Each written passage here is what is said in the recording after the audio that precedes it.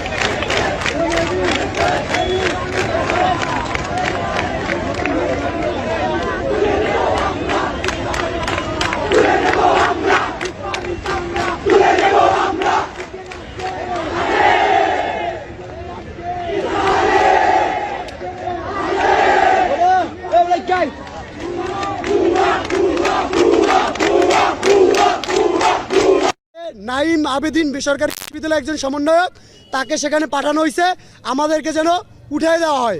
তো আমরা তার সাথে শান্তিপূর্ণ ব্যবহার করতেছিলাম, কিন্তু যে সে সেই পরিস্থিতি ঘোলাটে করে আমাদের প্রতি অ্যাগ্রেসিভ হয়ে আমাদের বোনেদের গায়ে ব্যাট টাচ করে সে আমাদেরকে উত্তেজিত করে তুলে। হৃদয় এবং যে নাইম যে ছিল তারা আমাদেরকে ভিতরে ডেকে এবং বিভিন্ন সংগঠনের ট্যাগ লাগিয়ে তারা আমাদেরকে অতর্কিত হামলা করে এবং আমাদের বোনের গায়ে খুব খারাপভাবে তারা ব্যাট টাচ করে। তারা হচ্ছে আমাদের যে ভিডিও ফুটেজ ছিল সেগুলো ডিলিট করে দেয়। তারা হচ্ছে আমাদেরকে বিভিন্ন সংগঠনের ছাত্রলীগ, ছাত্রদল, ছাত্র শিবির এইগুলো সব ট্যাগ দিতে থাকে।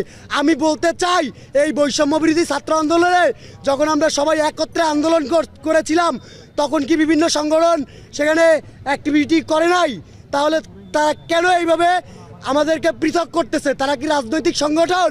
তারা তো এখনো রাজনৈতিক সংগঠন না। তাহলে কিভাবে তারা ভিন্ন মতকে এইভাবে দমন করে? এটার আমরা একদম সুষ্ঠু বিচার চাই। Subscribe to my channel.